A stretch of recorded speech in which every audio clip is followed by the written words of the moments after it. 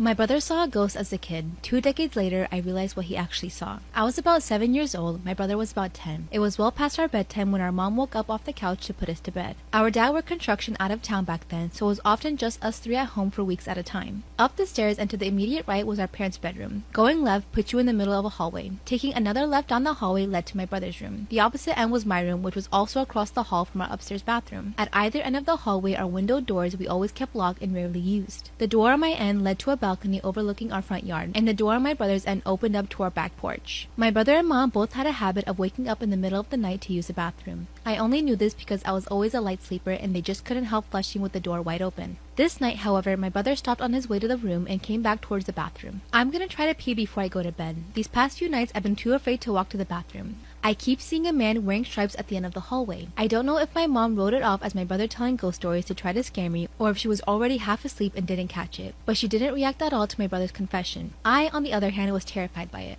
The fear of seeing a ghost like that at the end of the hallway or through the windows is the reason I started running from the stairs to my bedroom at night. Years later, when I was about 18, my mom and I were having a conversation in the car about a dog we had for a very short time when I was little. We were sharing stories about Max's tendencies toward destroying my shoes and other unruly behaviors when my mom blurted out, "Do you remember that time I opened the front door for the cops and Max ran inside to the kitchen and started tearing open the big bag of dog food we had?" This really caught me by surprise because in all the years I lived in that house, we never once called the cops. I asked her what she was talking about and she looked equally surprised as if she just revealed something by accident. "Oh, that's right. I never told you because you were too young at the time. One night, I woke up hearing noises outside my window, and when I looked, I saw a man staring into my bedroom." She went on to describe how turning on the lights caused him to take off running and how she grabbed my dad's pistol before calling the cops. I can't remember all the details I gave them. Amy, and I'm 14 years old in high school.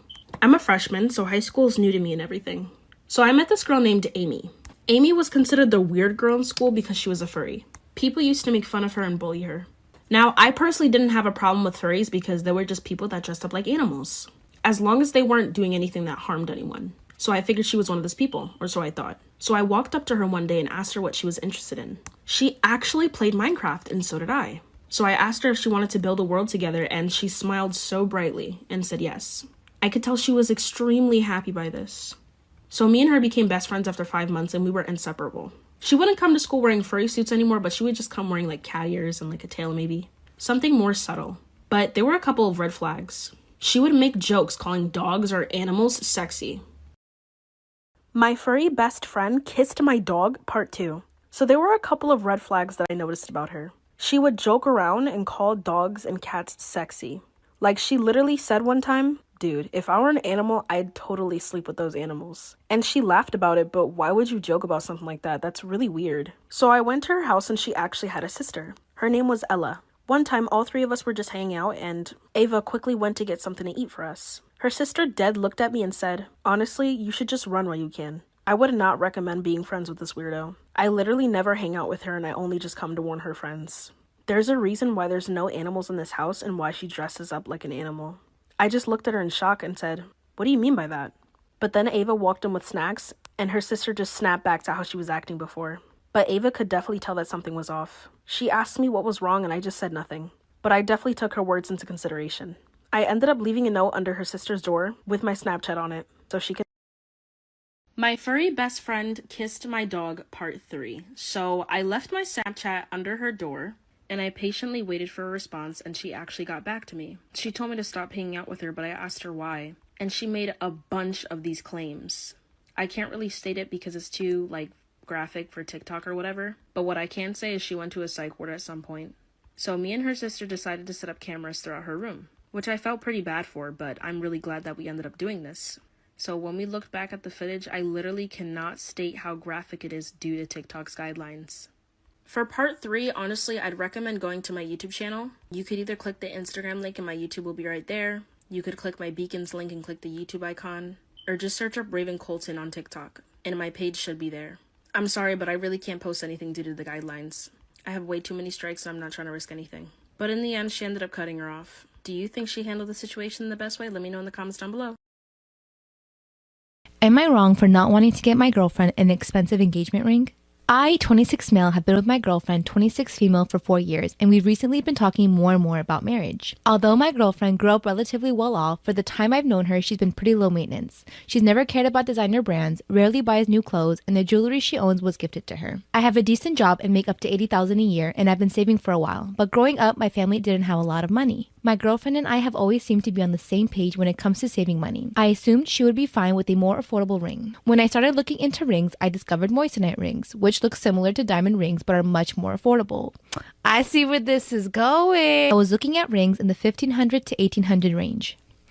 This girl wants a real diamond. When I mentioned this to her, she insisted she wanted a real diamond ring and sent me links to a bunch of diamond rings that she liked. The prices range from $6,500 to $10,000. I told her I wasn't willing to spend that much. She seemed genuinely mad and said it wasn't that expensive. We got into a pretty big argument over it. I told her that it was ridiculous to ask me to spend that much and that I thought she was more reasonable than that. She said I was being cheap and that I could afford it and that I was basically saying she wasn't worth it. I told her no one is worth a $10,000 ring.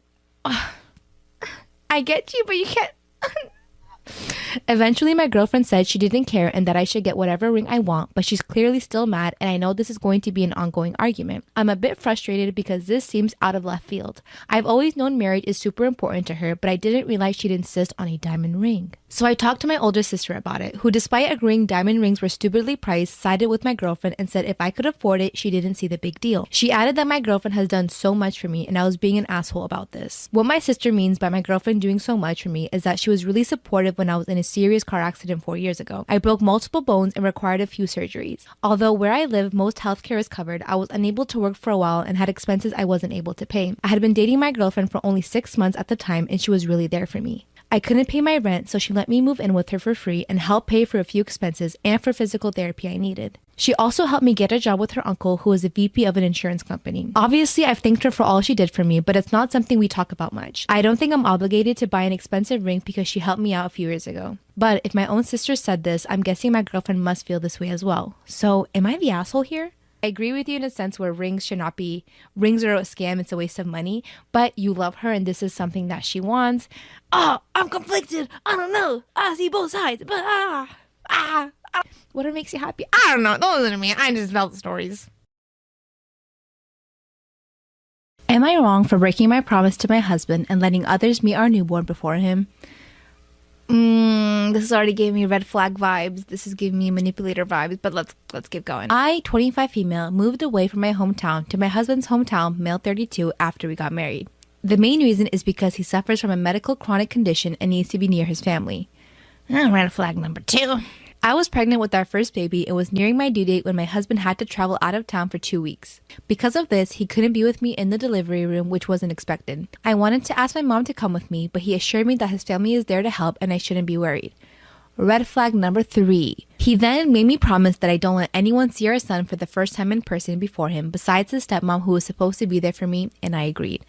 Oh my god, what red flag are we on? I lost count. His stepmom was with me when I went into labor, but she stayed away since she is the type that doesn't get too involved and keeps her distance. She's also the I don't do diapers type, meaning she doesn't offer help with the baby and I shouldn't be expecting it. She dropped me and my son off at home and asked that I only call if there's an emergency. I felt helpless. I asked my neighbor for a few favors but needed real help with the baby, so I called my mom and asked if she could come help me with the baby. She drove 4 hours to come stay with me. She helped out tremendously and I'm so grateful for that. My husband stayed away for a few more days, then came home. Once he saw my mom, he got so upset, repeatedly saying I broke the promise that I made to him by not letting others meet our son before him. I tried to explain that I needed the help and he brought up his stepmom, but I replied that she dropped me off and left. That's it. He said it wasn't about mom since it could have been anybody else, but it was about me disrespecting his wishes and breaking the promise I made. Oh, what the? Let me zoom in for this shit. He reminded me that he's also the parent and he gets his say too. At this point I said he was overreacting, but he replied that I forever tainted the memory of his son's birth and broke his trust and proved to him that my word is worth shit now. What red flag were we on? Someone remind me. Mom tried to give us space, but I said she did nothing wrong. She came to help after his stepmom left, so I can't be blamed for asking for help. He told me to stop giving him excuses and admit I wronged him with what I did, and then started avoiding me and just kept focusing his attention on our son. He keeps acting cold towards me, calling me a selfish promise breaker and expecting me to make it up to him. He wanted an apology, but I haven't given him that yet. So, am I wrong here? Holy shit. The only answer to this is divorce. nothing else. Run away. This is not the man for you. No one deserves to be talked to like that, especially after you pushed out his baby and he wasn't even motherfucking there. Am I wrong?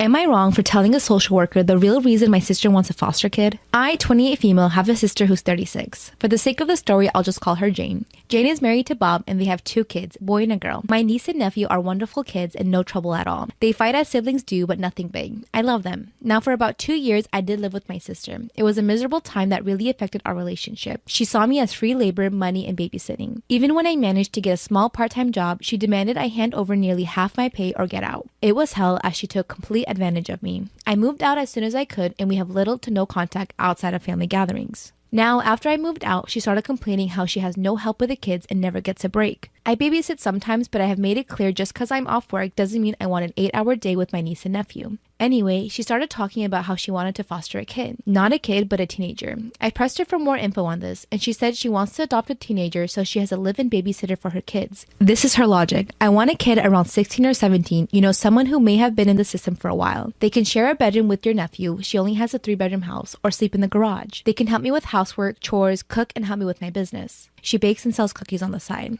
Also, babysit the kids so me and Bob can go out sometimes or have some time alone. They'll be so grateful for a home and won't complain. I won't have to pay them at all. And when they turn 18, I can just sign up for another foster kid. A teenager will be so much easier than a little kid, and they will be grateful just to have a roof, food, siblings if they have been separated from their real ones, and clothes. What the hell? How do people think of this shit? What am I reading? I was horrified.